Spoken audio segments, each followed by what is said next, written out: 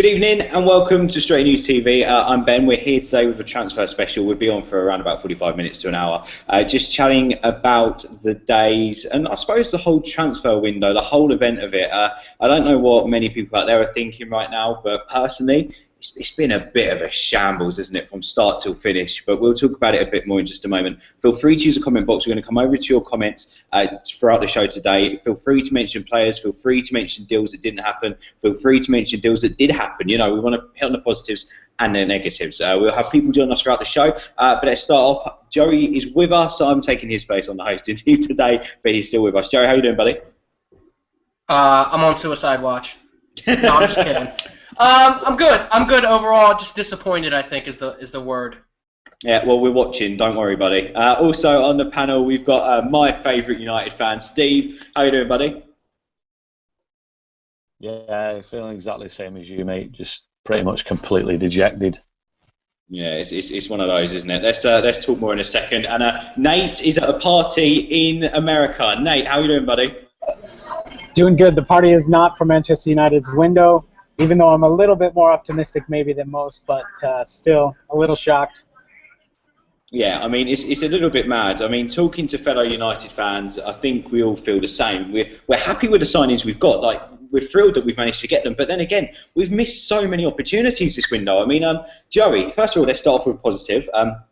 Let's talk about some players we've brought in. You know, Bastian Schweinsteiger, Schneiderlin. We've also obviously got Memphis. They're really the three-star names. However, Darmian has proved to be a quality signing. I mean, for you, out of the pick of the bunch who we have signed, who would be the one you would say so far?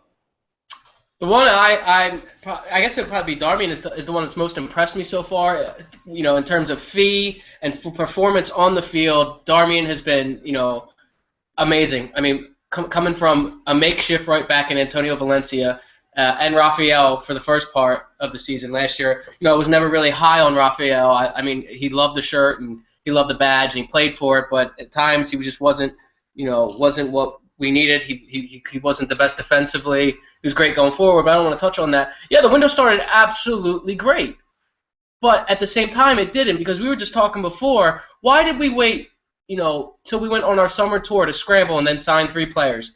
I'm disappointed in the fact that Louis van Gaal said the targets were identified and all of them, you know, should have been signed before we left for the tour. But then, you know, we're scrambling late in the window. You know, it's been a muckery. But the signings they did make, apart from the lad we signed in the last, you know, 24 hours, have been great. And I think that also adds to people's disappointment, is that this team is only 3 players away from being something really special. A center back, a right winger, and a proven goal scorer away. You know, we kept De Gea in the end from being something really, really special. And I think that's what people are frustrated about the most, is that our net spend is something ridiculous. But I'm very happy with the signings we have made. You know, Schweinsteiger has already shown his leadership. He's put his arm around Memphis when times haven't been too good. But for me, Darmian is a quality right back, and he's going to be I think he's going to get in the team of the season. I think both our fullbacks will be. You know, that's another thing.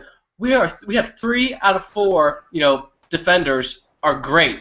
We are 1 player away from having an amazing back 4. Yeah, I mean, Luke Shaw's come on leaps and bounds. He's like a brand new striker at the moment, isn't he? I mean, as you said, Darmian is looking good. Obviously, Nate, I'll come over to you, buddy. We've improved the midfield. I mean, for so many years we're saying we need midfielders. We've gone into a window. We've got Schneiderlin and we've also got Bastian Schweinsteiger.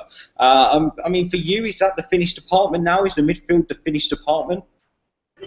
I think it'd have to be. We've been, like you said, we've been waiting, and even in the good years when we had a midfield, I think the last time was when we bought Juan Sebastian Veron, when we had this solid midfield and we just added another great player to it. So it seems like since then we started kind of swinging through this midfield interesting part, and now finally after 3 or 4 seasons we addressed it.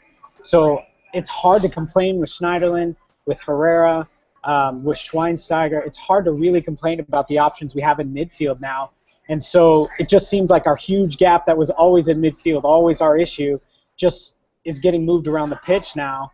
At least it's moved away from midfield, and at least we have 2 really good signings in midfield. I mean, really good. I don't think you could have signed better in midfield this year, and so we did that. Yeah, no, I've got to say, Steve, we'll come over to you, buddy. We've signed experience and we've signed youth. Obviously, Memphis is one for the future. Schneiderlin, he's got a bit of Premier League experience, but obviously he's still got some years on him in terms of being the complete central midfielder. And then we've got Bastian Schweinsteiger, of course. Are you sort of in terms of the talent we've brought in? Are you happy with the talent we've brought in terms of the age range? Yeah, I don't think there's too many complaints. I remember there was a lot of complaints about Schweinsteiger's age, which just baffled you completely. Like you say, Schneiderlin has had a good couple of seasons in the Premier League. Not much European experience. Darmian, I completely agree with Joey. I think the performances at right back have been pretty impressive. How much is that down to that we had Valencia there? I don't think there's too much into, because usually once you have a player that's out of position and you sign someone who's naturally in that position, they look 100 times better. But he has performed, to be fair, and yeah, I think probably a winger, because we're playing Mata out of position. Then the midfield's finished. There's just gaps everywhere else.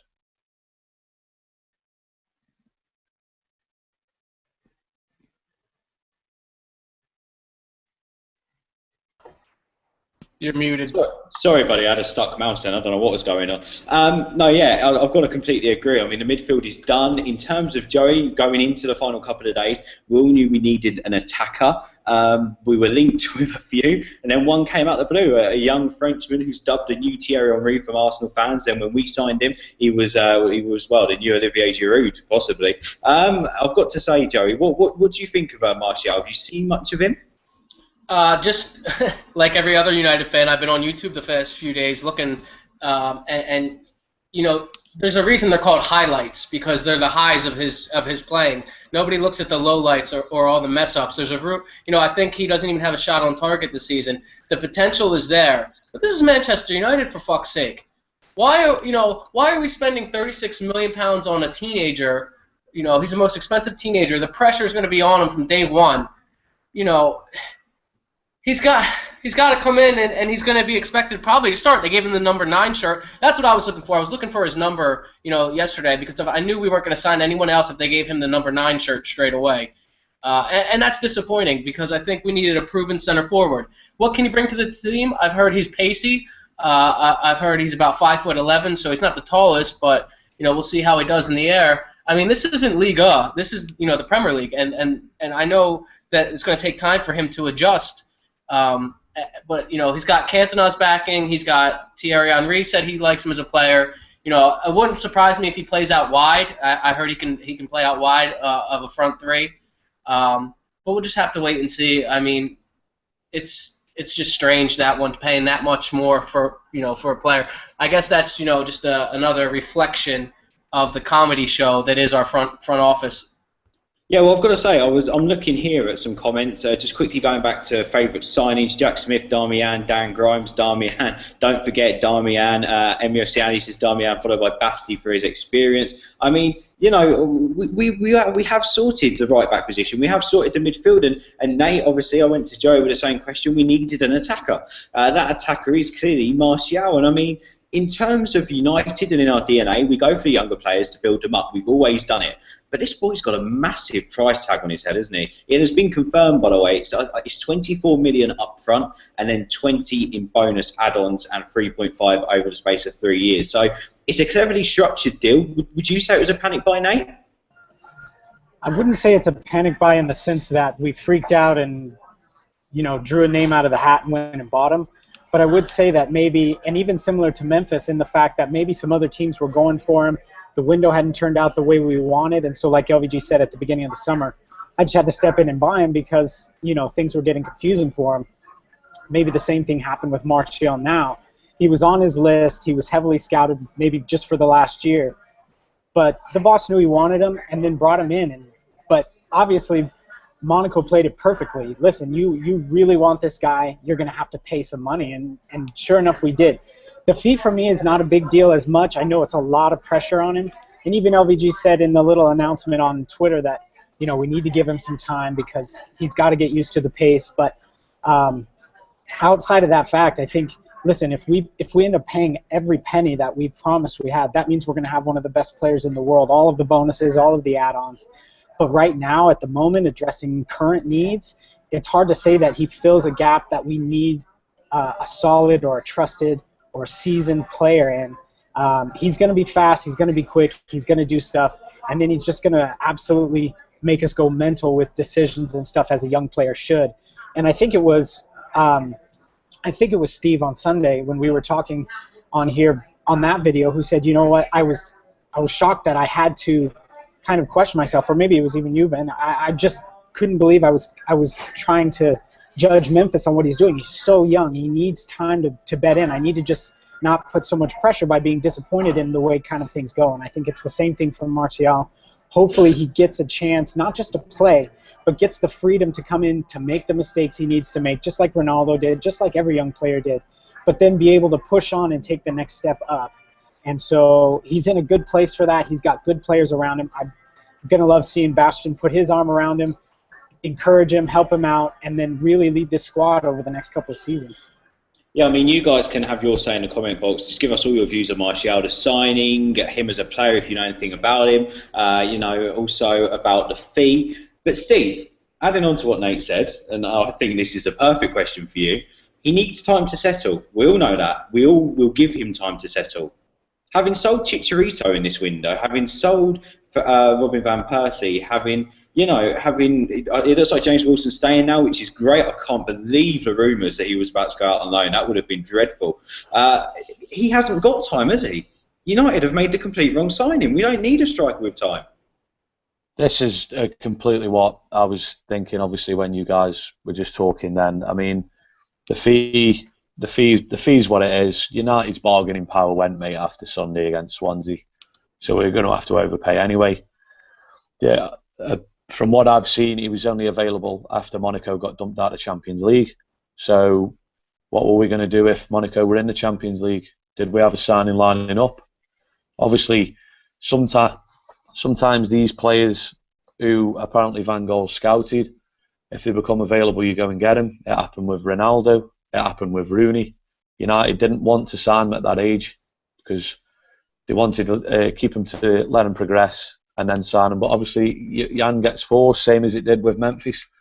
Van Gaal said exactly before the season had even ended that PSG were ready to sign him, and United got in and signed him. But we've played 4 games in the league. We've scored 3 goals. One's an own goal, and the other one's deflected. And United don't look like scoring goals. So we sign an attacker for 36 million quid, and the pressure's on him already. I mean, we need to start scoring goals. We've got our biggest rivals, most hated rivals next Saturday against Liverpool at home. And for me, the boy's got to get chucked in. But Van Gaal said, as he's announced him, that he's got to get time and he's got to get match rhythm. But there isn't the time. You need points on the board. I think the thing that's clear now is on Sunday I was moaning a bit. You get mixed messages from the window from United, and for me the message is clear with Martial, 19 years old. Memphis is a young lad, and Shaw was signed. This is just going to be a young side that he's going to build. Like you say, Van Persie's gone. Joke of the decision. Chicharito probably had to go, but did he have to go now because we're light on numbers? Probably not, because when he come on against who did he come on against? Once Spurs, was he? He come on a couple of weeks ago off the bench, and Rooney went at number 10. United looked a bit dangerous, at least Newcastle. Sorry, even Gary Neville was saying it, and you're just thinking, I mean, like I said, we haven't got the time. We haven't got the time now, and it's just baffling now. The one thing I'd say for me, I'm gutted with the fact that there's a lot of players have gone. The numbers haven't been bought in. There's the quality players, like we say, we've gone over. The quality's there. There's just for me, what I wanted to see after last season, which was obviously everyone was frustrated. I said we'd get 4th. United got 4th, just got over the line. Right, let's kick on next season. And I don't know how you guys feel, but does it look like we're going to kick on this season with that squad? I just don't see it. The lad needs time. Memphis needs time, but they're just not going to get it because the pros in front of them aren't good enough. Just quickly, Steve, sorry to butt in. You was talking about the squad. Let me read the full squad to you. Goalkeepers, De Gea, Romero, Johnston. Defenders, Valencia, Darmian, Smalling, Jones, Rojo, Blind, Shaw, McNair. Midfielders, Schweinsteiger, Schneiderlin, Herrera, Carrick, Fellaini. Wingers, Depay, Memphis, Massa, Young, Piera, Lingard. Strikers, Rooney, Martial, Wilson. Just reading that squad is worrying. Is it not? Oh, sorry, buddy. Go on, Steve. Yes, I'll let Joe go on in a minute. He's probably got a lot to say. Like you say, you look down, the numbers aren't there for one. And we were saying before, Rooney isn't doing it at number 9. Never thought he was a number 9. So if he gets injured now, then who comes in? James Wilson. It isn't fair on James Wilson. Do you know what I mean? At least with Van Persie and Hernandez, they'd actually played at Old Trafford in big games. They had a bit of experience. I suppose the worrying thing is as well, Steve. Sorry, I was going to say, if you look at the defenders and you look at the strikers, you've got one striker there who's experienced and one striker there who you could say is a proven goal scorer, even though he's not scoring at the moment. You look at the defenders and you've literally got Chris Smalling and Phil Jones in terms of mainstream defenders. Rojo hardly had a season last season, let's be honest, and Daley Blind is the other guy we're using at centre-back. And then you've got McNair. It's like having Wilson and Martial alongside Rooney again. I mean, sorry, Steve, we'll go on to Joey now. Joey, how are we going to compete even with any team in the Champions League with a squad like that? We're not. We're not. We're gonna, we're gonna try and win the group and then try and avoid one of the big teams before we get annihilated by one. You know what? I said this on Twitter. We're Chris Smalling injury away from a serious crisis at the back. You want Phil Jones, who hasn't even played yet and who hasn't really, has never lived up to potential, can't even string together more than 6 games. Who's got blood clots. You're gonna rely on him and Rojo. Rojo can't stay fit. He's on the Anderson diet. It's a joke, to be honest. Wayne Rooney in an injury, like he said, as soon as he might as well be injured because he hasn't scored yet. This is Manchester United we're talking about. We're not talking about some fucking small club from down the road. Pallister, Stam, Bruce, Vidic, Ferdinand. Now look at our back line. Nobody's afraid of us. No one is afraid of that fear factor that kind of started to creep back in a little bit last year when we went on that run. We're a shadow of ourselves in terms of a team. You look, the starting 11. Our best starting 11 played on Sunday against Swansea, and we couldn't even adjust to them putting 2 strikers up top and making a little tactical change. How are we going to compete with Barcelona or Real Madrid? Like Steve said, we finished 4th last year. It was something to build on. And the window started well, brought in some players. It was something to build on. But then you went and just ripped it up, threw it in the shredder, because you had to add. You had to keep adding. This is a whole overhaul. This isn't just, add a few players. We need quality players, the first summer quality. This is a complete squad overhaul. But you can't let players like Januzaj and Chicharito go without having ready-made replacements. I say the only good that can come out of this is that Pereira and Lingard will get a chance to play. I've been wanting to see Pereira play. This club's founded on youth. It's in our DNA. I'm happy to see that. But at the same time, we have to qualify for the Champions League if we want to get these bigger players. But it's just not looking good in terms of, there is going to be injuries. Let's face it. Look at the injuries last season when he first came, and even in the middle of the season there was injuries. I don't think we really ever were fully fit until the end, and that's when we started playing well. But the way Louis van Gaal likes to train and how rough he is in training and physical, they're gonna come. Imagine Chris Smalling getting injured and we got to go to the Etihad with Blind and Jones or Blind and McNair. Aguero's gonna be fucking watering out the mouth. It's a joke. Yeah, Jack says, look at the '08 side. Who could imagine we'd be here now? Don't forget, says your question as well, what if Mike gets injured? Mohammed says, we can't even beat Newcastle, and yet LVG expects this team to challenge for trophies this season. Nate, I'll come over to you, obviously. I've just mentioned about the squad. Let's talk about in terms of the transfer window. This transfer window, we've let go of 15 players. That's not including Valdez and De Gea. De Gea, who clearly wanted to leave in the end, and Valdez, who isn't going to play this season and should have left this window as well. It could have been 18 players to leave the club this window. Tyler Blackett, Di Maria, Evans, Henriquez, Hernandez, James, Janko, Januzaj, Keane, Lindegaard, Nani, Pearson, Raphael, Rothwell, Van Persie. We've literally cleared out our whole front line. We literally have cleared out our whole front line. In terms of this as a club, to let so many players go and bring in so little, is that also a worry? Yeah, absolutely. I'd say it has to be, especially like Joey was saying. This is a full overhaul. We're not City right now with a quality squad, players in every position. We just added some really, really good quality. We're talking about an overhaul, and I think it always goes back to what Sir Alex Ferguson was and what he did. When you look at and we can only appreciate it now because things have gotten to where they're at now, that you can look back and just think, holy shit, how did all that happen? He was better than we thought at the time. And with Moyes unable to do what he needed to do that first season, which is either clear deadwood, bring people in, like try and continue what was going on, LVG's behind a year at least. And so to be short on our attacking line, to be short on our back line, and those are things we've known about. It's not like they're mysterious. Suddenly we had an injury over the summer tour or something.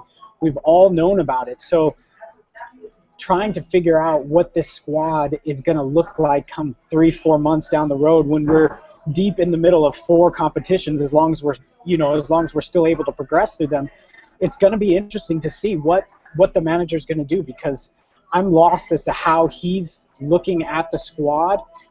Every manager has trust in their players. I mean, you have to. They're the players either that you bought yourself or the management bought, so you put your trust in them.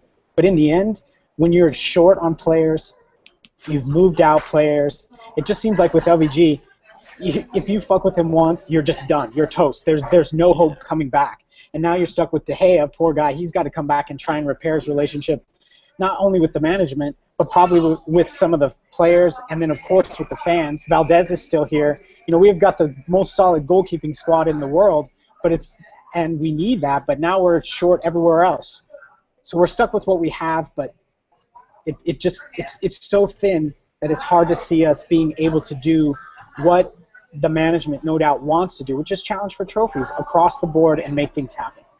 Yeah, no, I've got to say, Dan, thank you for coming on, buddy. Let's bring you in on this. We're talking about the United squad currently and, of course, the players who have left the club.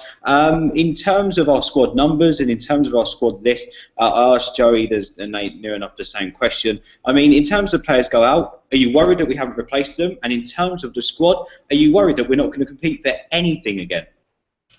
Yeah, I'm really worried. We've got rid of some really good players. Robin Van Persie was one I really didn't want to see go. I thought he still had another year or so left in him, and we never replaced him really because we've only brought in a young kid who's only 19. So I'm really disappointed there that he's gone. Obviously, he's had problems with Angel Di Maria and he's left.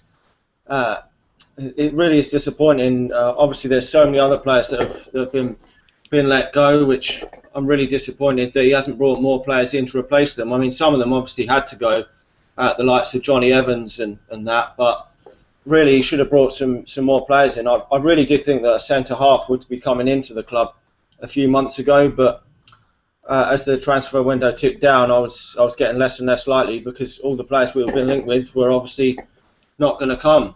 And that is really disappointing because, as Joey's touched on it a few times, as soon as we do get an injury, we're going to be playing McNair at the back, and I'm not sure that he's going to, on a regular basis, here be good enough to compete with the top teams, because so far we've only played in teams that haven't really been that great. I mean, Tottenham didn't really look that good, and Aston Villa weren't brilliant either, and obviously Newcastle parked the bus.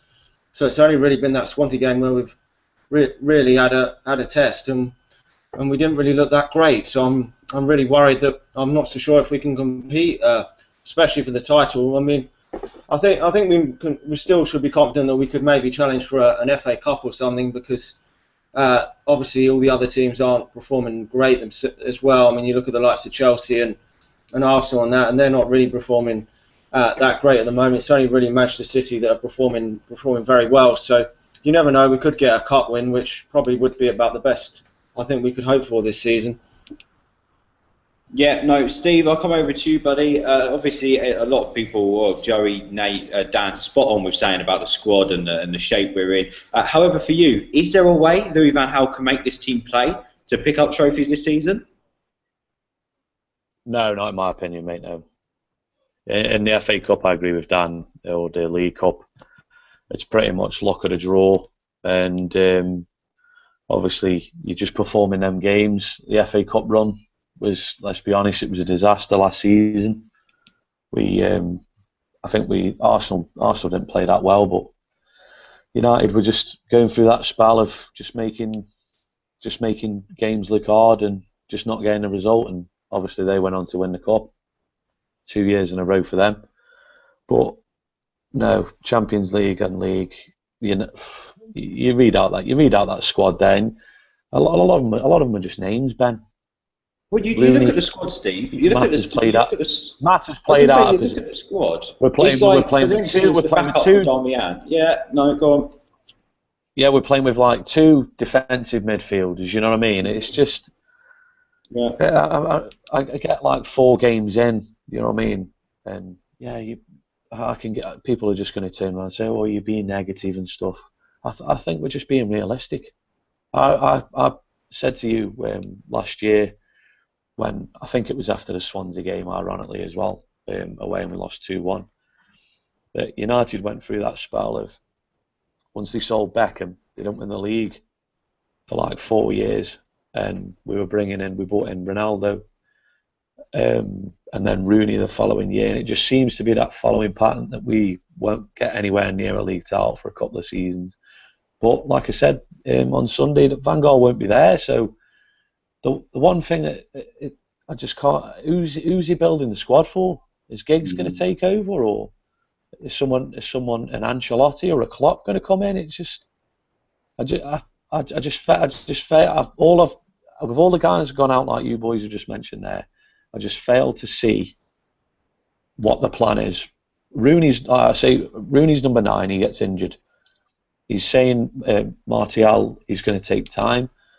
So you're telling me after 2 seasons, and I'm not on about net spend, I'll say money's out, 250 million quid, that Fellaini's going to be a plan A? He's already said Fellaini's going to play 9 and 10. I mean, what sort of football is that, mate? We talk about when we're at the ground, we're singing in the Stretford end and that, football taught by Matt Busby. It's nowhere near. The thing that it gets you down is, it's just like, on paper and on some of the games, we look more Everton under Van Gaal than we did under fucking Moyes. You know what I mean? With the setup, I'm just thinking, I'll put it this way, right? How many strikers moved throughout Europe this summer that we could have had? I reckon there was a fair few. Well, do you know what, Steve? Quickly, whilst we're talking, let's talk about one of them. He must know we're like that. I was going to say, let's talk about one of them, Pedro. Is that the biggest cock up of the window? I think I wouldn't have played him up front, but I think it's definitely egg on the face for Man United on that. Like you say, it was an easy deal. He's going to do class for Chelsea, I've got no doubt. And for me, the one reason I wanted Pedro, obviously he's a quality player. You could put Pedro where Mata is, and then Mata could come into the number 10. The thing that's winding me up with the squad is there's so many fucking players out of position, and sometimes it just breaks your heart watching Mata out on the fucking wing. We bought him as a number 10. Moyes played him out wide, and now Van Gaal's doing the same. Yeah, he's getting more out of him, but some of the games you just watch him Mata, and he's just a piece of piss to mark. Rooney's a piece of piss to mark. Do you know what I mean? And we're not even playing any good fucking sides. Swansea are a decent side, don't get me wrong. Spurs come on the opening day, looked half decent. We haven't played anyone quality yet. They're coming up soon. And like I say, I just fail to see where the holes in the squad. I'm not even going to get onto it defensively. As soon as I start talking about Phil Jones coming into the side, you know what I mean? That's it. Show over. Absolutely. Well, I've asked people on Twitter, guys, get involved in the chat box as well. What's our biggest fail of this transfer window? I mean, we're always linked with players. We don't know if the Pedro stuff was solid. We don't know if the Otamendi stuff was solid. But, you know, then Pedro goes to Chelsea and not doing that easy deal, as Van Gaal says. Is that the biggest fail of the window? Otamendi letting him go to City. Is that the biggest fail of the window? You know, the De Gea or Valdez sagas, are they the biggest fail of the window? Let us know your thoughts on what you think is the biggest fail of the transfer window, and we'll read them out in just a moment. Joey, we'll come to you first, buddy. For you, what's your biggest fail of the window? The biggest fail of the window is the amount of money that was spent, like Steve said, and now you look at the team. That's 2 years of 2 transfer windows, summer windows, and that's what we have. You know, the Pedro thing. Okay, I understand. There's better players out there. You know, you want quality players, but if that doesn't show inability to get things done, then I just don't know. I think it's a combination of things. I think that you can't just put it down to one thing, but I think it's the combination of, you know, they weren't even interested in a center back. I'm told. I've read. I've been told. Other than Ramos, that is absolutely fucking mental to me. It is absolutely mental that he thinks that he can challenge because he knows the pressure's on. He knows it. You know, Louis van Gaal knows it. What the fuck is he doing? Does he think that because he's going to play 2 defensive midfielders that's going to shield the back 4 all season? Because it's not. Look at Swansea. They figured a way around it. You know, fucking Gary Monk has done an incredible job. But you know, let's be real. He's not a tactical genius. But he made one little switch, and we couldn't fucking figure it out. It's just, you know, the forward lines, the back line, Otamendi goes to City. I'm told that was a simple deal. You know, United and Valencia, they have a good relationship. You know, there was a buyout clause. It was a simple deal.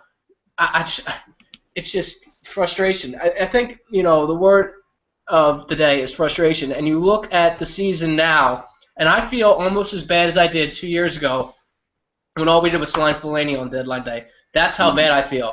That's probably an over-exaggeration right now, and I'll probably look back on it and say, well, maybe it's not that bad, but it feels like that. It just, you know, I just feel like, you know, you want to sit there and you want to charge all these fans the ticket prices, $90 for a fucking shirt. I don't know about there, but the minimum wage here is like $8. You want someone to work an entire fucking day just to buy your shirt?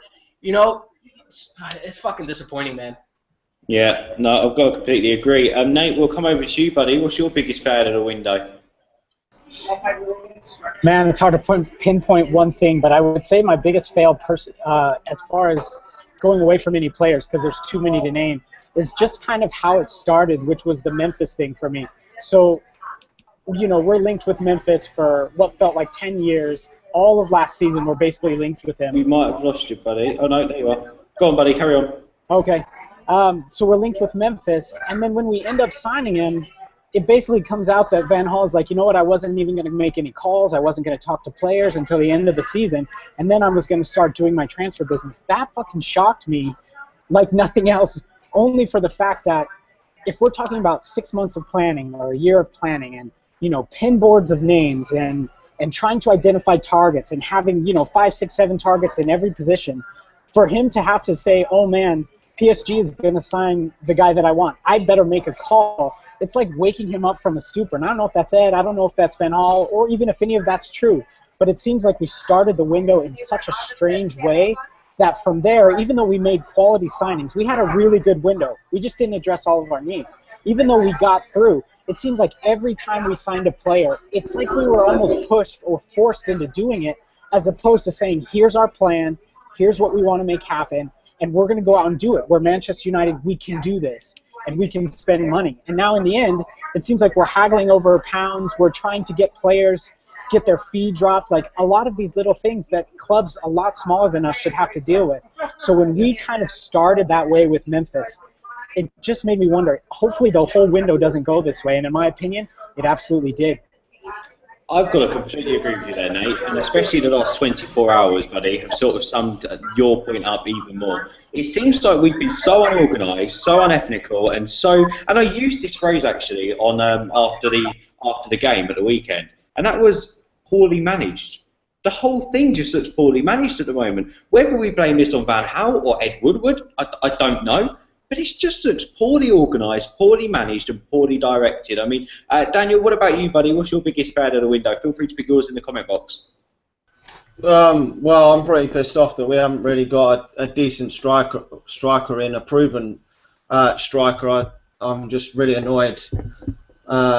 I mean, I know that strikers are obviously really hard to come by, and that there can be a lot of money, but I really do think that we should have gone out and got a proven striker. I mean, we've let two experienced ones. Obviously, Falcao was never worked out, but I mean, Robin van Persie still scored some goals for us last year. I know still the service wasn't great, but we've let him go, and we haven't brought anyone in that's proven. I mean, this young kid's just, I mean, he could come good in the future, but I just don't think we can rely on him to be scoring the goals this year. And obviously, Rooney's just not hacking it at all now, so I just don't see where we're going to score enough goals this season. I mean, we scored the second lowest, I think it was, last season in a Premier League season, and we've let a lot of strikers go. We let 3 strikers go, including Hernandez, Falcao, and Van Persie, and we've brought one young kid in. I just don't think it's good enough. Yeah, no, got to agree with you as well, Daniel. Steve, where would you like to start, buddy? What's your biggest fad of the window? Mine's just, I'm with Joey 100%. I'll back him on this, mate. I'll say exactly the same. Mine's just, there's no plan. It's just rushed. You sign Memphis, sound, right, who are we going to sign? Other teams are signing their players. Liverpool have done about 4 or 5 bits of business. And then United fans' response to that, well, yeah, all your players are shit. We're going after, like, superstars. And then we don't end up with any. You've signed Bastian Schweinsteiger, which is still unbelievable.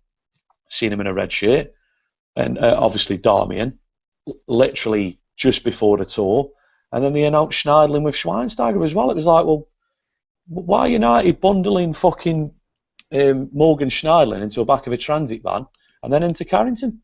Even Morgan Schneiderlin himself said, I got a phone call from the agent saying Louis van Gaal's going to ring you, and then it just happened to just go from there, and then you come back. To be honest, it's a bit like how United are playing in games. First 20 minutes, sound. United sign Memphis, do fuck all for a bit, have a little bit of a flurry, sign 3 players, and then do absolutely nothing again. And then we signed some young kid today, obviously, at the last bit for like 36 million quid. Just seems to be no plan. And the thing that Joey touched on there, I completely agree with. I'm so down because it was exactly the same the window under Moyes. I so wanted Moyes to address the issues that I didn't want us to rely on the fact that we'd won the league when he took over. I wanted players to come in midfield. He'd beat us that season, and it was like the whole world can see we need midfielders. And we fucked about. We were putting embarrassing bids into Everton, and we signed Marouane Fellaini on the window. Last season, I fully accept why we're in the window. Van Gaal did well at the World Cup, and he needed to come in and quickly make changes. But there's no excuse for us to be involved in 3 seasons in a row.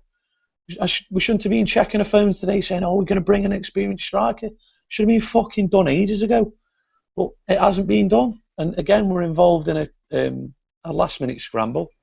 We signed Martial an hour before the window shut. Obviously, he did his medical and stuff yesterday, so a little bit of planning in there. But are we going to be involved in next summer? You probably put your money on it and say, yeah, we are. There's just no organisation. Well, is Van Gaal fully to blame for that? I don't think he is. Woodward and the board, they need to have a word with themselves. They honestly, they seriously do. I didn't get on Woodward's back the first season. At the end of the day, it was new to his job. Anytime you have a new job, you shit. And he was dog shit. You know what I mean? Last summer, yeah, he pulled off a few deals. They haven't worked out. He's done some. The way I put it this summer is, how many of them deals have we done are difficult? And let's be honest. I put Memphis. It happened pretty quick. Is he going to turn down Man United from PSV? You'd like, and obviously work with Van Gaal? Hell no. Darmian came from Torino. Shouldn't be a problem. Bastian Schweinsteiger, obviously you're dealing with Bayern Munich. but obviously he wasn't part of their plans. It's a bit tough to say to Schweinsteiger, leave all that you've known behind since a kid and join United. I get that one. Quite difficult. Morgan Schneiderlin from Southampton. Are we finding that difficult now? The deals we've done aren't difficult. Monaco, the kid from Monaco, they're out of the Champions League. They need sell. United apparently been scouting him for years. So they go and get him. None of them are deals that I'd say you have to work really, really hard on. Do you know what I mean? I'm not saying people say, "Oh, you're disappointed because you haven't gone out and got Bale and Griezmann and Royce." But after signing Di Maria last season, Di Maria was coming in to be the focal point of our attack and to get us going. Yeah, it didn't work. I was saying to you all last season, Ben, he's playing out of position. It's fucking horrible. Watch. And obviously he gets pissed off and he fucks off. And now we're looking at it and going, well, where's the replacement? Yeah. When at the end of the season, when he said he was going to stay, he fancied staying, obviously it was bollocks, we were going, oh, Memphis one side, Di Maria the other. The attack looks completely different. Now Mata's staying out there, and it doesn't look like he's going to get moved out unless Martial goes out there. Memphis goes the other side, and then Rooney's back up top. But we're back to square one. It isn't working. Rooney isn't working up top. It is the play we're playing at the minute is not working. I know there's 5 new starters in there, and one of them's garbage and Romero. But is our attacking play going to change that much when De Gea gets games again? I don't think it is. I just don't think it is. I'm just pissed off with just the planning, and we're fucking involved again on the last day. You know what I mean? Like Chelsea are involved today, putting bids around for Marquinhos. But I don't think they're in it all the time. At least they tried. At least they've tried. You know what I mean? At least they've tried to get him. They've put in big money offers for Stones. Haven't got him. Yeah. I don't know if United have put in.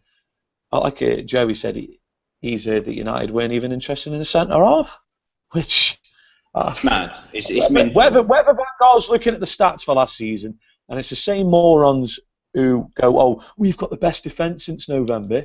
Yeah, it doesn't mean you defend fucking well. It doesn't, does it?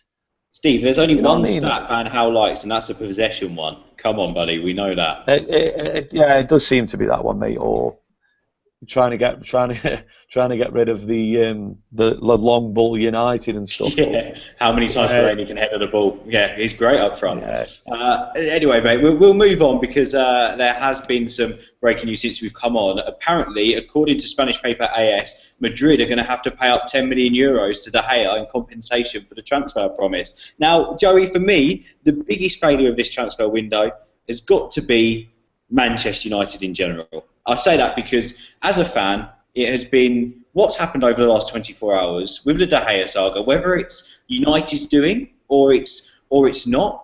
What's happened over the whole transfer window with the De Gea saga, whether it's United's doing or not. Whether, what's happened with Valdez over the whole transfer window, whether it's United's doing or it's his. It's just been embarrassing. It's mad because we're talking about fees and we're talking about players. Today we've seen West Ham spend 3 million on Jedovic because Bilic wanted him. He's not worth 3 million.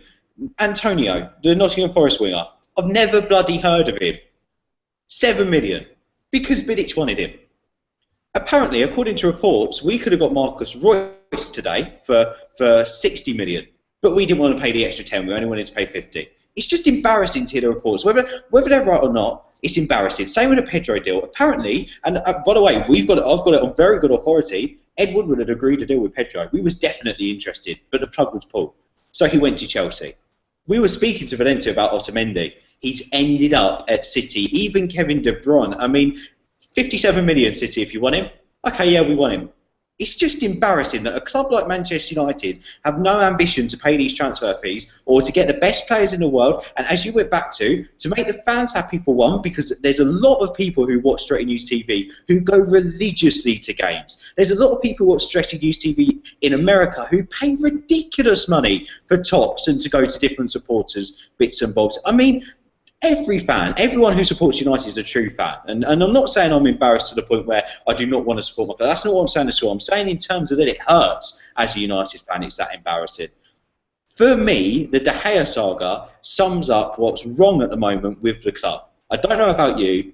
The fact that we couldn't push through a deal in 8 hours is just remarkable, isn't it, Joey? And reading the Madrid statement, it is United to blame, not Real Madrid. Yeah, the word is that we sent them a file that they couldn't open, or it was crypted, or something like that. The guy wants to go. He does not want to play for Manchester United. He wants to play for Real Madrid. This is something they have known since last year. He didn't sign the contract with us no matter what. You could have handed De Gea a contract with a blank number on it and said, hey, put in a number, this is what we'll pay you a week, whatever. As long as it's not more than Rooney or whatever. I would have paid him. He's worth more than Rooney to me. To fuck around all window, you're right, it sums it up. I don't know if this is Ed Woodward's ego. I don't know if it's, his incompetence. But all these deals should have been done before the tour. I said it to you when we first came on, Ben. I said, if you look at it, we scrambled to sign those 3 players before we went on tour. So how that should have been an indication of how the rest of the window was going to go. There's been weeks and weeks. What the fuck has he been doing? He's been flying around, racking up his miles card on his jet, and we've ended up with a fucking embarrassing squad. Now we have a keeper who doesn't want to be here, but he's still a professional. I feel bad for De Gea. He's going to have to go into training. I couldn't only imagine how he's going to have to feel. He's absolutely done nothing wrong. Van Gaal said he's not in the right frame of mind to play. He said, what? He's like, I'll play. I'm a professional. I'll fucking play. But now he's going to have to walk into training and work under Van Gaal. I'll tell you what, look, I've been Van Gaal's 100% supporter, but he is going to be under massive pressure for these next few months and probably for the rest of the season. He could have made that easier on himself had he done some deals and been interested in center halves. So that's where it is. Is it that Van Gaal didn't want these players? Because I'm of the mind where, okay, if you want to be one of these clubs, these big, winning Champions Leagues and stuff like that, Ed Woodward needs to sit down and go, look, I'm going to buy the players and you're going to fit them in. That's what Real Madrid do. Perez buys the players and whatever manager has to fit them in. Look, I don't want to get on the manager carousel, but if I can tell, and every fucking pundit around the world, any fucking idiot Joe Schmo off the street can tell you that United needed a proven goal scorer and a center back, you buy one and make him fit him in the team. The De Gea thing, is touching on that because that was your original question. There's potential now that Real Madrid might have a transfer ban, and now we're going to have him, he's going to have to sign. And this pisses me off, too. I heard that they're going to make him sign a contract, but they're not going to play him, and he wants to play in the Euros. But we're not bullies. We're human beings at the end of the day. You should have let the fucking guy go to Madrid weeks ago. And if it's true that they didn't want to do business or enter negotiations till then that's on them. But the deal could have been done. I don't know why it wasn't. Am I happy to see him stay? Of course, but he doesn't want to be here. We know how people are when they don't want to do something and they're forced to do it almost. It's just unfortunate. This whole thing is a whole fucking cockamamie fuck up, and it's embarrassing. Like you said, people, Nate wakes up at 4 in the fucking morning to watch United. Yeah. No, it hit the nail on the head there, and I also know, it's just, I don't know what to say because, I do want De Gea at this football club, but then again, if we had got 40 million euros and Navas at the club, I would have been absolutely over the moon with what's happened over the past 2 months. I mean, I feel like we've missed out on this deal. I feel like we have caused our own downfall with this deal because, Nate, we'll come over to you, buddy. If Madrid buy him in January with 6 months remaining on his contract, we are not getting that deal. And if Navas proves to be good over the next 6 months, or up to January for Madrid aren't going to go for De Gea. They're not going to do it. And also, adding further insult to injury, Madrid may even get a transfer ban, and they may be out of action until 2017. What? Nate, I don't even know what question to ask you, buddy. Go in with your own words. I think the biggest thing, and it obviously depends on who you read, because you've got the one side, United messed it all up, we sent our paperwork late, blah, blah, blah. You've got the other side, Madrid came in, they didn't put a bid in all summer, and then they wanted to start negotiations over breakfast the day, transfer deadline day. Like this, either way you go, it just doesn't make any sense, because what would make the most sense is letting De Gea have his move. He doesn't want to be here, that's fine. I don't want anyone who doesn't want to be here, even if it's Cristiano Ronaldo. He fucking told us, listen, I don't want to be here. Ferguson talked him into an extra year, And he came, but you could see a difference. He was amazing in that 2009 season, but he wasn't the same player because he was ready to be gone. And yet his dad, Ferguson, talked him into staying one more season. When players stay or end up somewhere they don't want to be, shit happens. Obviously, you saw the Berahino tweet earlier. When you don't get what you want, it just changes how everything goes. And the deal we had yesterday, I'm with you. I was fully over the moon for getting Jesus Navas, getting the cash we were going to get, and being able to move forward as far as the goalkeeping category goes. Obviously, everything fell through, and now we still have Valdez, and we still have De Gea, and there's just so much shit. The good thing is that hopefully Romero won't be between the sticks unless it's an under-21 match or something so simple that he's not going to have to worry about Gomez hitting the softest shot I've ever seen past him at the near post.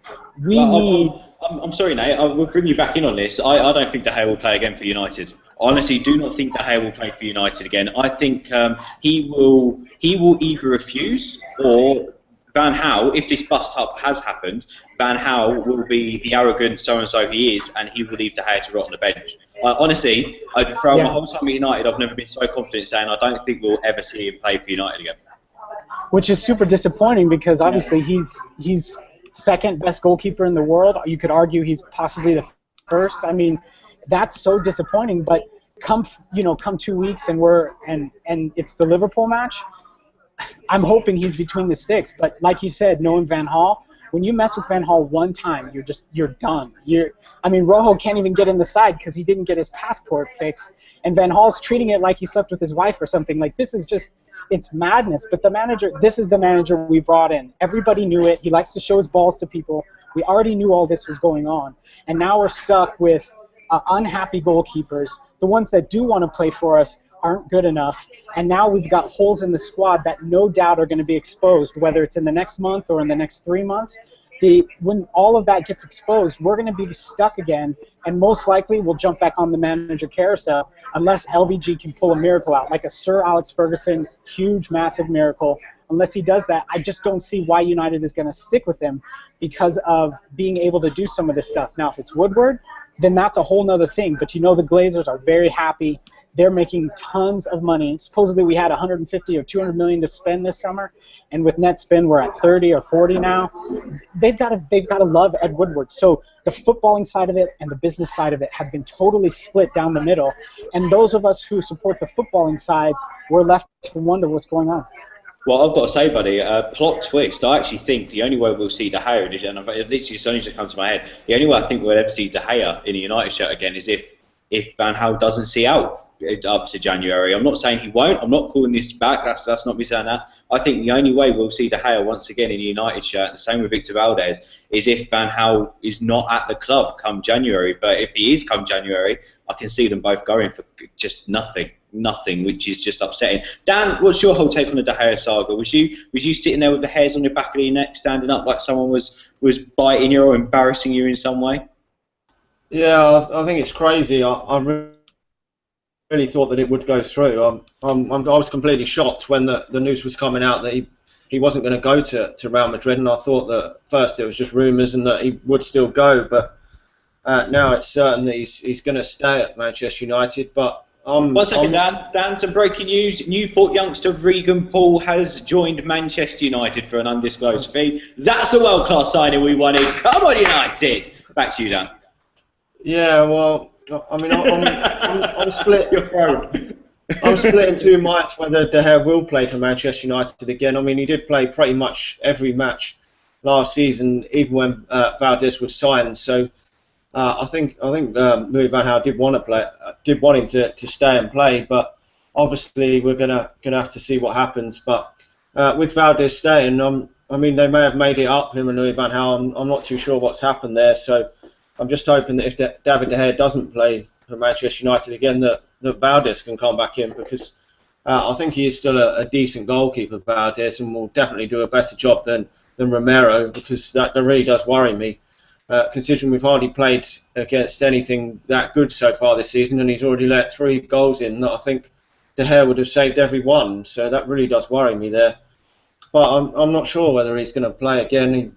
I mean, if they sort any differences out they have, maybe he could play for Manchester United again, but I think the deal will probably happen next summer now. But I mean, it could happen in January, but we'll just have to see. But we won't get a lot for him in January, and I think Real Madrid will probably now be happy to take him in the summer for free.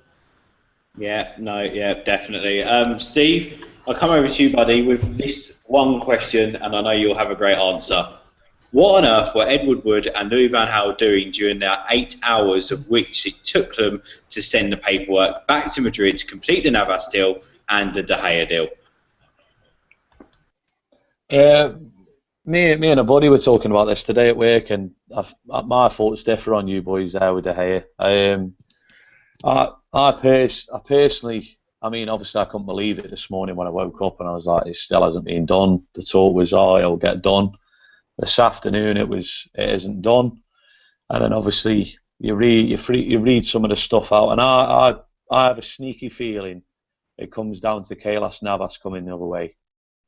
I say that because on Saturday I watched the Madrid game, and Balaguer said he doesn't want to go to United, and apparently he actually took a little bit of convincing to come the other way. And I mean, it happened last season. Di Maria did not want to leave Real Madrid, obviously. There was obviously he wanted to go to PSG, but he couldn't, and he come to United. And obviously towards the end, it sort of showed. And I honestly think that's where the deal lies. United didn't want a goalkeeper that didn't want to come, and I know it's going to sound stupid with the fact that, well, David De Gea doesn't want to play for us. He's got a year left on his contract, and when Van Gaal was talking about he wasn't going to play the opening day against Spurs, I think all he mentioned was the fact that a professional footballer is a human being, and while the window's open, and obviously Real Madrid tap you up, Real Madrid talk to you all the time, that's the last line of defence, and if he makes a wobble, it's going to look bad. So he's bought him out of it. I think I can see De Gea playing again, because Louis van Gaal has made this job even more fucking difficult with some of the signings, and the players getting out. And I'm sorry if De Gea doesn't play for United again. Valdez hasn't even got a fucking squad number, or they won't even give him a tie. You know what I mean? You aren't getting top four with Romero, buddy. You're not. Just the football's as simple as that. De Gea's 24, 25. He'll have the luxury if he's got to fight for his position in the Spain squad. So he's got to go to the Euros next year. He's in a position now where he leaves at the end of next season, and Madrid are just going to give him a massive signing on fee. So is it really bad for De Gea? Probably not. No. Obviously he wanted to go. His girlfriend lives out there, but it's less than 12 months and he'll go anyway. Yeah, like I say, I can't see him being that sort of professional, mate. To be honest, but yeah, me personally, I'd love to see him in a United shirt again, and obviously he'll say his goodbyes next year and he'll go off and do his thing. And to be honest, it gives us time to scout another goalkeeper anyway. There's so many out there who are United. Honestly, I'm not sure there was that much scouting on with Romero because he was free anyway. But yeah, that's my take on it anyway. I think it comes down to the goalkeeper coming the other way. Yeah, no, I've got to agree. And let's go over to the chat box now, guys. You know, sum up our transfer window, this transfer window. Give us your final thoughts on this transfer window. We'll go to the panel as well. We'll come to your thoughts. So use the chat box just for that, because otherwise I'll miss your comments. I want to know your final thoughts on this transfer window. Say anything. I'll read it out word for word. Try not to put too many swear words in there, though, because I feel bad. Right, Joey, let's come over to you, buddy. Your final thoughts on the transfer window. What have you made of it? Just sum it up. Have your rant. Get it off your chest. What do you think of Manchester United this window? I think that it started so well. Potentially could have been one of the best in recent times, or maybe the best ever. Because and just three positions: center back, right winger, could have been Pedro, proven goal scorer. Don't care who it is. Don't care about prices. You had the potential to go out, get the players in, and challenge for the league, make it further in the Champions League, and build on last season. Now, I can't see us finishing higher than third. Third will be a reach, I think. We are an injury crisis, one injury or two away from an injury crisis. I don't know if this is Van Gaal saying, hey, this is my last job, so I'm going to see how good I can do with how little, or what. I think Ed Woodward, I think that he's a great at commercial things. He's turned us into a real, giant, even more than we already were in the commercial world. But I think his inability for transfers and negotiations, I think he knows. I mean, I think he knows how to buy players, but I think his negotiation skills are shit. Maybe he should, work on that. I think they should bring in a transfer, person. I'll be even more disappointed if the Royce thing is true. Then I'm just going to throw myself into traffic. And I think that what was I going to say? I think that they have to bring in someone to do transfers if this is going to be, I think there's going to be massive pressure on Louis van Gaal. There's already pressure from the fans because of the football that's been played. If he doesn't play exciting football and at least play, he's in big trouble. I'm sorry, the pressure's on now, and like Steve said, they brought it on themselves. The window, Schweinsteiger, Schneiderlin, Darmian, great players. Memphis, great players, great foundation. But Pasha keeps telling me and reminding me that he's doing this for the next manager. And I mean, look, it's not all doom and gloom. There's something to build on for the future. But I think as fans, we're impatient. We want to win now. And I keep going back to what people have been saying. Talking about not winning the league for those few years. It's going to be like that. Overall, and the worst part is now they're not going to play for 2 weeks. Now we got to sit around and moan about it for 2 weeks. I'm going to be fucking miserable. I'm going on vacation tomorrow, and I'm miserable. I've got to say, I completely agree with what you just said, and I think going back to what Pash said to you, Van Gaal's doing this for the next manager. Problem is, what if the next manager doesn't have Champions League football? What if the next season there is no Champions League? This is a problem. It's just ongoing. Look, Liverpool have bought pretty okay players. Firmino is going to be a good player regardless of what we say about him. Benteke is a goal scorer. I still think we're better than Liverpool because at the end of the day they have Brendan Rodgers, and that guy just fucking is an idiot. But if he scrapes top 4 again and doesn't win a cup, he's gonna there's gonna be fans going crazy. And I've already heard fans are already going crazy about money spent, and I think it's the Glazers. And if it's the Glazers, it's just madness. But there are quality managers out there. I don't want to get on the carousel, but I've said, Ancelotti's out there. That's who they wanted originally. Pep Guardiola's contract's running down. It looks like he's probably not going to go to City because Pellegrini's going to win the league, and he's going to do well in the Champions League with that squad. If he doesn't, then who knows? But and Jurgen Klopp, who I'm not big on. I've got to say, if Guardiola's available at the end of the season, I don't care who's dipped to be the new next United manager. He is straight in. I'm sorry. If you'd rather have him over Ancelotti? If Guardiola becomes available at the end of the season and wants to go straight back to another football club, I'm sorry, if we turn around and go, actually, Van Gaal has 1 year left on his contract and then we want Ryan Giggs, I think it's a farce. If we could have the best manager, fair enough, he had quite a lot to prove at Barcelona, but then he's gone to Bayern Munich and he's carried on winning trophies. We have a chance to get the best manager in the world. We missed out on, don't get me wrong, I didn't want Jose Mourinho, but we didn't go for him.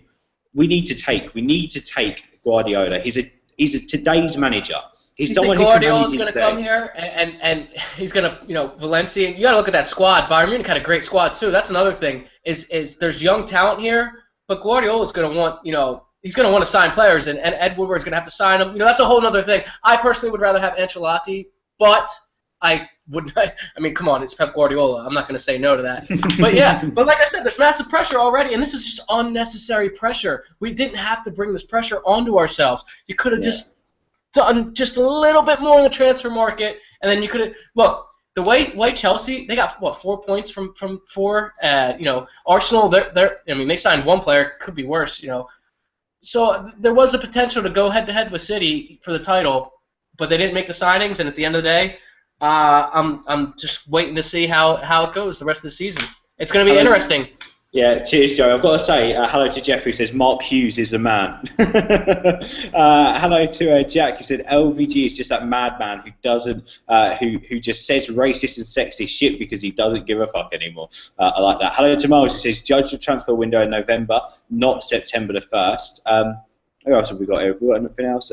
Hello to Mark, who says, was excited until Di Maria left, RVP, and half of our squad with no proper replacements. I've got to say hello to Nietzsche, who says our transfer window is all foreplay, then nothing. I've got to read out the list here before we move on to Nate. So in terms of ins, Darmian, Depay, Memphis, Martial, Romero, Schneiderlin, Schweinsteiger.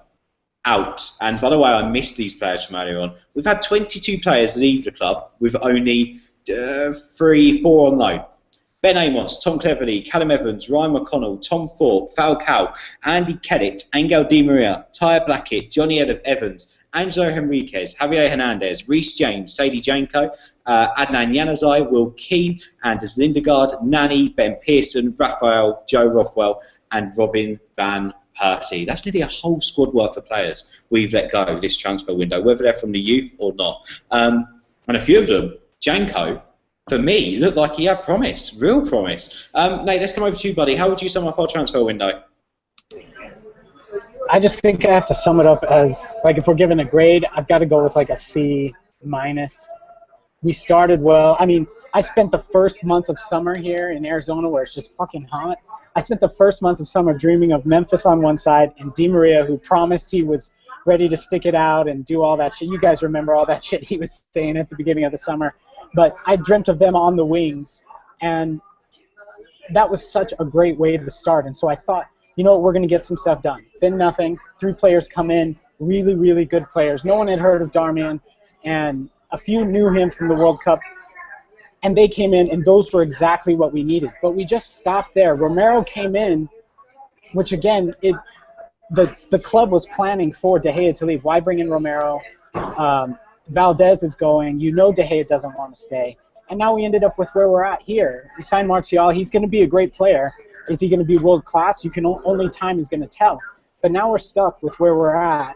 And my hope is that in a couple of months, everyone can come and say just how wrong Nate was about the squad and how great we're doing, and LVG's brought it all together. You know, there's like 1,000 things I hope that it turns out to be. But from the way the summer started and to the way it's now ended, I don't think you can do anything but honestly just be a bit confused and scratching your head, because we've left it late and we were promised that we wouldn't. We didn't get the players before the tour like we needed to, and now we're stuck with where we're at. We're in 5th place in the league right now after 4 matches. I mean, we could be Chelsea right now, just like last season, sitting like us last season, sitting on 4 points after 4 matches. We could be Liverpool, convinced we're going to win the league, but probably going to finish 8th. We could be Arsenal, dreaming of Benzema for 5 years, knowing you're never actually going to get him. Like, there's a lot I think that we could look forward to, and hopefully come November, December, January, we don't have an injury crisis, and LVG is doing great. But like Joey said in the end, unnecessary pressure has been given to himself, to Memphis, and now to Martial, players that we want to see come through over the next few years, but are now being asked to perform right now, right here, or changes will have to be made. And when changes get made, everything has to start back at the beginning, unless you just bring in somebody who's above top-notch, Guardiola, bring Ferguson out of retirement for a few years, whatever it is. So I think we got a C- on our window. We signed some great players. We did some great business, but we left it too late to actually fill in everything that we needed. We had the capital. We had the ability to do it, and we didn't. So now it's on to the football. We've got 2 weeks to stew on this, which isn't good. We lost to Swansea for the 3rd time in a row with a 2-1 score, which isn't good. And now once the international break is done, we'll be stuck watching Liverpool playing Liverpool, who hopefully we can win and get pushed out of this window, win a game, quiet some of the rumors, and go forward. So C- for me. I'm still a Manchester United fan till I die. So not everything is gone. I've got to say, I think what we need is, I know, like with Piero around the squad and Lingard, with Martial, with Depay, with Luke Shaw. I think we need Alan Hansen to turn around and say you can't win anything with kids, just to spur us on a little bit. That may just help us out just slightly. Dan, let's come over to you, buddy. How would you judge our transfer window? Not good enough, to be honest. I mean, it started off very decent with a few decent signings there. But overall, I'm pretty disappointed that we haven't finished the job off and got another 2 or 3 players in that would have pushed us to be title challengers, really. I mean, I think people were getting a little bit carried away when we bought the likes of Schweinsteiger and Schneidlin in, because we still had a few areas to obviously fix in the squad, but obviously we haven't really filled them well enough, I don't think. Oh well, certainly haven't filled the defence well enough, and obviously it remains to be seen on the forward front, because Memphis Depay obviously still going to take time, and obviously our new kid from today is obviously going to take time because only 19, so not good enough for me. But I'm still pleased with some of them signings, the likes of Schweinsteiger. I'm pleased that he's come to Manchester United, a fantastic player.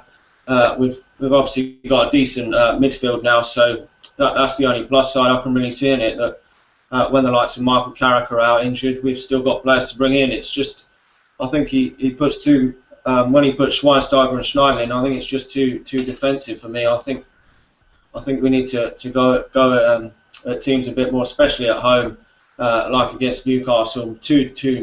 Playing two holding players there, just for me, just doesn't seem to work. But hopefully sort things out, and we will get better as the season goes on. And we'll have to just see where it goes. I mean, it's not a good time to, but if we're really panicking that much, I suppose we could get someone in. But overall, I've got to really agree with Nate, probably about C- or so. Probably not really much better than that. Yeah, I've got to say, the signings we've made, we've actually Schweinsteiger, Schneidlin. You know, Schneidlin's a player I'm absolutely loving having in our midfield. Schweinsteiger's a legend. Memphis Depay, I mean, what a young talent. He's got so much ahead of him. Martial even. I think the whole reason why we're not so buzzed about Martial is because we wanted that big name to really set us that step above. Go on, Joey. The club has just released a statement on De Gea. Oh, okay. Have we got any? Let me quickly. I'm on the United website now. Let's quickly get that up. So the club have released a statement on De Gea, from what we can see. At lunchtime yesterday, Real Madrid made its first offer to buy David. A deal was agreed between the clubs, which included Navas being transferred to Old Trafford. The deals were dependent on each other.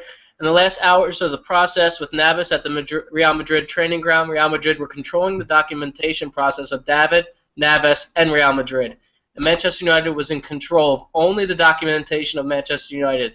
It says they sent the documents for both players at 2042, and David's documentation was returned by Real Madrid with the signatory page at 2232. At 2240 BST, minutes before... Without the signatory page. So they sent all the paperwork, but nothing to sign.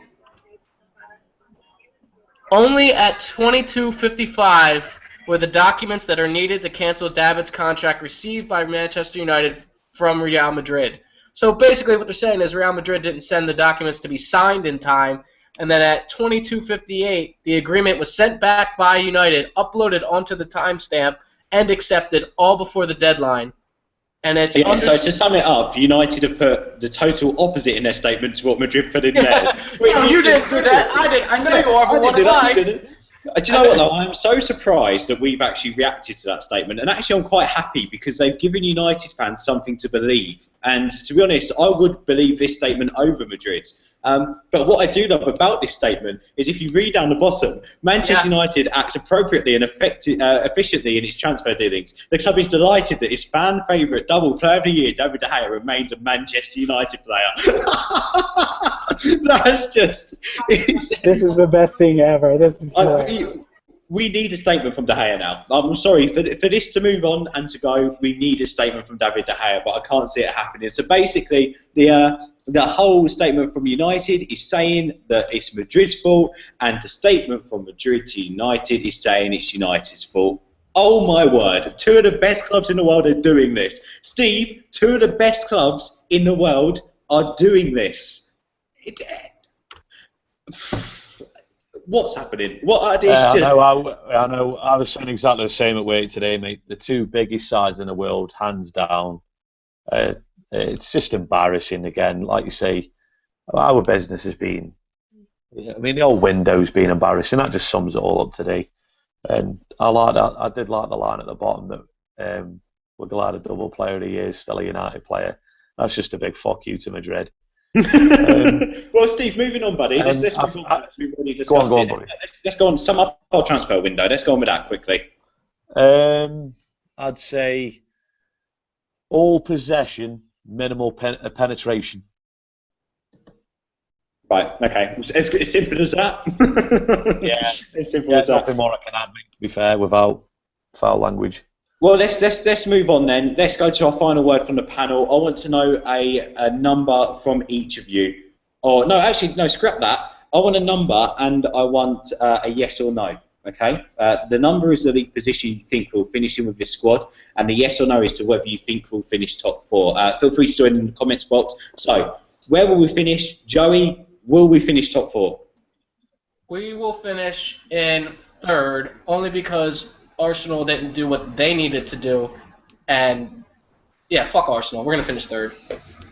What about you, Steve? We'll come straight over to you. 4th. 4th. There we go. Nate, what about you, buddy? My optimistic side wants to say 2nd, just see LVG pull it out, but I'm thinking I'm going with Joey at 3rd. But obviously, I think we'll make top 4 and hopefully stay away from the playoff round again in the Champions League. I like the confidence. I'm looking at the squad and I'm bricking it. Let's go over to you, Daniel. What do you reckon? We're going to go for 3rd. I think we can. It is achievable to get 3rd. I mean, I'm not really that. I'm not really that confident of us getting any higher than that, because I think Chelsea will come good. But I think the other two, we could, Arsenal and Liverpool, we could definitely finish above. I think this season. I mean, we've got to obviously see how Arsenal continue, but they haven't signed a striker, so I'm still hopeful that we can finish 3rd anyway. Hello to Miles, who says top 3. Jeff says 3rd. Alan and Simon both think we'll finish 6th. Hello to Joe, who says I think United will finish 4th. Mark says 3rd, being positive for once. Hello to Jack, who says we could finish anywhere between 3rd and 6th. As long as we get Champions League qualification, then the Glazers are happy, is what Jeff says. And don't forget, says 4th. Well, what a transfer window. Can I say what a deadline day? It wasn't exciting. It was painful, the deadline day this year, I've got to say. However, welcome, Anthony Martial. We haven't shown you enough. Respecting this video, I've got to say we haven't shown you enough excitement. I think the United fans around the world at the moment are just a little bit peeved, buddy, so don't take it too personally. We will talk about Anthony, of course, before the Liverpool game in more details. We've got a Rooney debate coming up as well on Sunday night, hopefully. But for our transfer coverage, that is it until January. Joey, thank you very much for coming on, buddy. Where can people find you? They can find me at Joey Tabor and on this channel regularly. Cheers, buddy. Thank you very much, and thank you for all your hard work recently. Steve, what about you, buddy? Where can people find you? At SGCW7. Yeah, in that tone as well, every tweet. When you read every tweet, just think about that tone. Thank you, Steve, buddy. Take care of yourself, won't you? And Nate, what about you, my friend? People can find me at my full name, at Nathaniel Hyatt, or on YouTube at Reds of the World, as well as WordPress, Reds of the World. Cheers, buddy. And Daniel, what about you, my friend? Yeah, you can find me at Daniel H 1558, and also I've done a lot of previews and match reactions and talk about Manchester United with Joey at All Things Man United. So if you want to subscribe to us as well. Cheers, buddy. Thank you for everyone for coming. Thank you for everyone coming on. I've got to say thank you to the Straight News guys and Joey, Ian, who've been keeping the channel going on and on. You won't see my face probably until the next transfer window, but you'll see Joey, Aoife, Dale, Ian on this channel regularly hosting shows throughout this season. For me, it's all we can say is come on United. You've got to pull these performances out of the bag now because there are no scapegoats.